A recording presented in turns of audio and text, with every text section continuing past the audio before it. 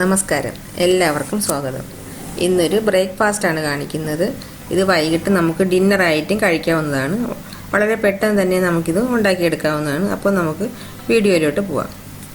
ഇതിനായിട്ട് ഞാൻ 3-4 ഉരുളക്കിഴങ്ങ് എടുത്തിട്ടുണ്ട്. ഇത് നമ്മൾ ഇതുപോലെ കട്ട് ചെയ്തൊന്ന് വെള്ളത്തിലിട്ട് വയ്ക്കാം. കറുത്ത് പോകാതിരിക്കാനാണ് ഇങ്ങനെ വെള്ളത്തിലിട്ട് വയ്ക്കുന്നത്. ഇത് നമുക്കൊന്ന് വേവിച്ചെടുക്കാം. ഉപ്പിട്ട് വേവിക്കാം. മഞ്ഞപ്പൊടിയൊന്നും ചേർക്കരുത്.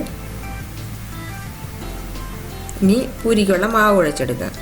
ഇതിലേക്ക് 1 കപ്പ് ഗോതമ്പ് മാവ്,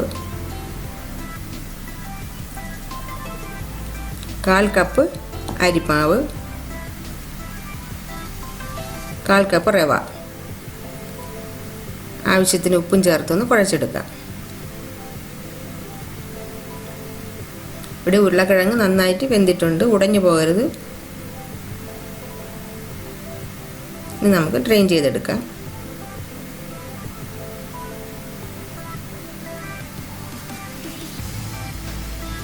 ഇനി ഇതിലോട്ട് അല്പം എണ്ണ ഒഴിക്കുക.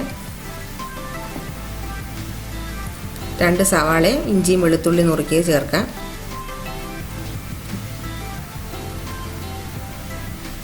ഉപ്പിട്ടൊന്ന് വഴറ്റിയെടുക്കാം.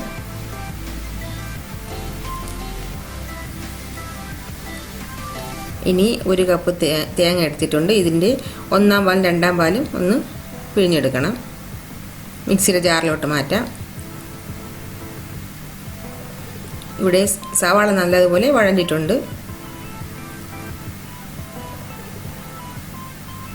എരിവിനാവശ്യമുള്ള പച്ചമുളക് ചേർക്കാം. ഇനി വേവിച്ച് വെച്ച ഉരുളക്കിഴങ്ങ് ചേർക്കാം.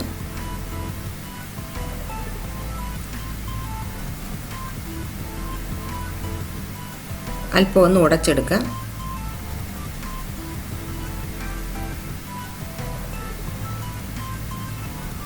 ഇതിലോട്ട് 2/2 പാൽ ചേർക്കാം.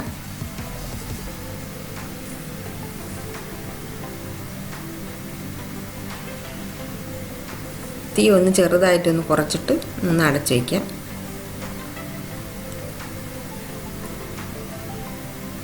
ഇതിൽ തക്കാളി ഒന്നും ചേർക്കുന്നില്ല. പുളിക്ക് ആവശ്യമുള്ള നാരങ്ങ നീരാണ് ചേർക്കുന്നത്. 1/2 മുറി നാരങ്ങ,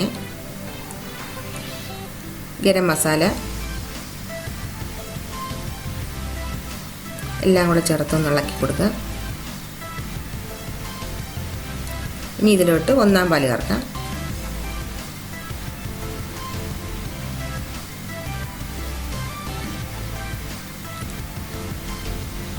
ഉപ്പ് നോക്കിയിട്ട് ആവശ്യത്തിന് ഉപ്പും കൂടെ ചേർക്കാം. ഇത് തിളച്ച് പോകരുത്, ഒന്ന് ചൂടായി മാത്രം മതി. ഇനി പൂരി എല്ലാം പരത്തിയെടുത്തിട്ടുണ്ട്.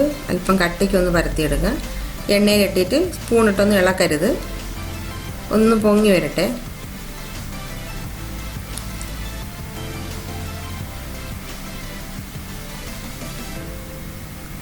ഇത് പൊങ്ങി വരുന്നുണ്ട്. ഇനി ഈ എണ്ണയൊന്ന് കോരി ഒഴിച്ചു കൊടുക്കുക അതിൻ്റെ മുകളിലോട്ട്. അപ്പം നല്ല പഫായിട്ട് വരുന്നുണ്ട്. ഇനി തിരിച്ച് മറിച്ചിട്ട്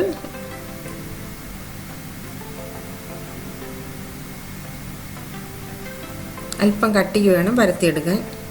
ഇതുപോലെ നമുക്ക് എല്ലാ പൂരിയും വറുത്തെടുക്കാം.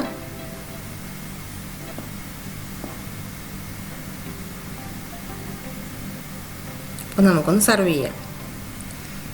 വീഡിയോ ഇഷ്ടമായെന്ന് കരുതുന്നു. വീഡിയോ ഇഷ്ടമായ എല്ലാവരും ഒന്ന് സബ്സ്ക്രൈബ് ചെയ്യണം. അടുത്തൊരു പുതിയൊരു വീഡിയോ ആയിട്ട് വരുന്നവരേക്കും എല്ലാവർക്കും ബൈ. Thank you.